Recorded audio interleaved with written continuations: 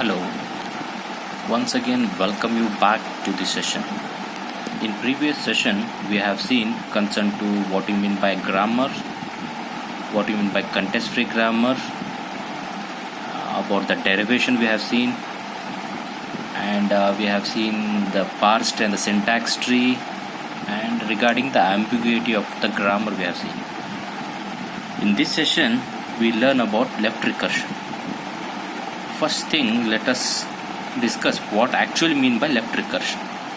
As we have learnt in previous session that how the grammar should be. If anything represented, just a minute.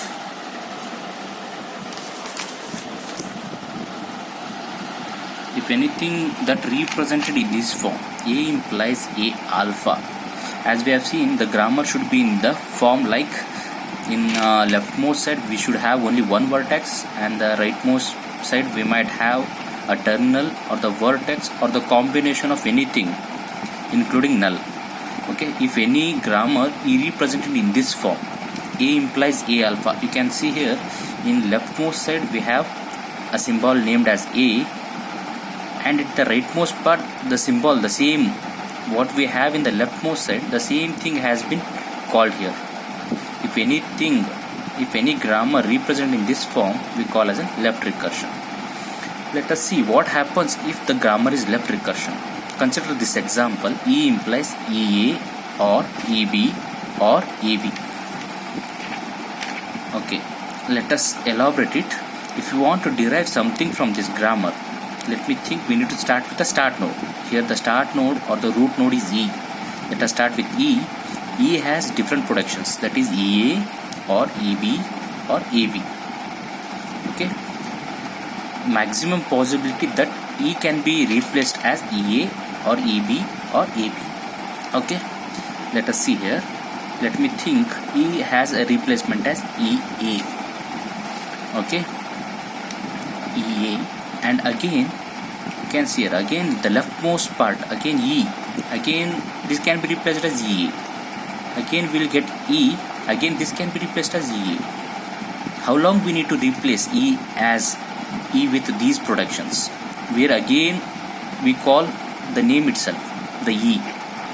Okay, basically what happens if you have the left recursion, the grammar might be good for infinite loop. Nothing but what actually we want to derive from that grammar, that not be able to derive, and again with the maximum possibilities or maximum tracing, means it might go for infinite loop. Okay, this is what happens if the grammar has the left recursion. Okay, now let us see how we can eliminate the left recursion. Here we have the formula. By using this formula we will eliminate the left recursion. See, any grammar is represented in this form. A implies A alpha or beta.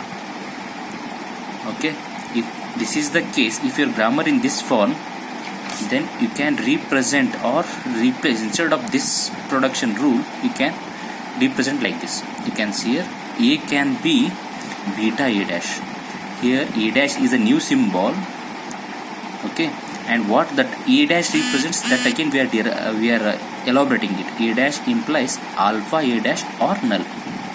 Okay, let us consider an example so that you will be clear with this concept.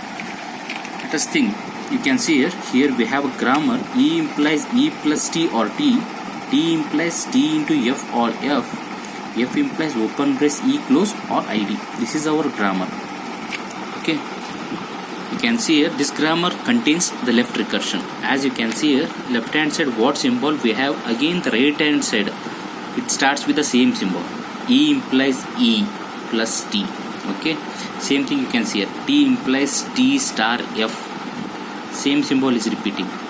So these kind of productions, so these kind of grammars, what we call as a left recursion. Okay, let us remove the left recursion from this grammar by applying or by using this formula. Okay, is clear? Let us see here. Anyway, we have three non-terminals in our grammar.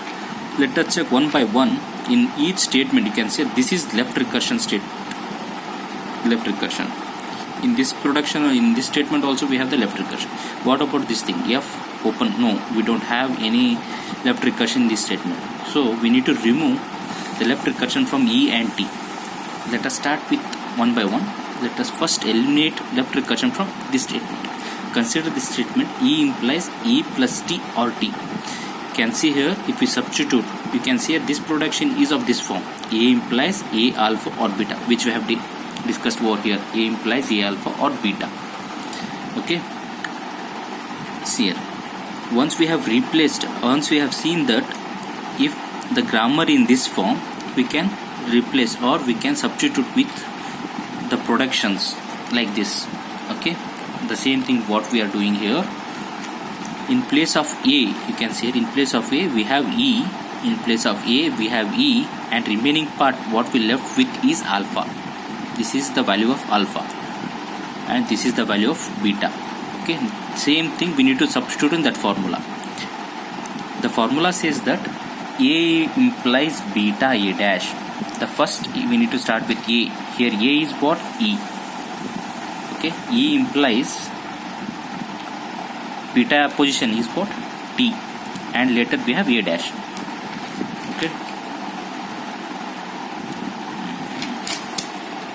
Okay, next you can see here again what this E dash we need to elaborate it using the formula.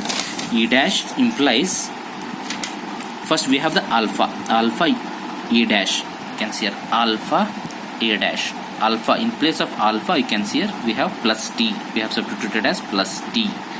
And E dash, in place of A dash we have E dash or null.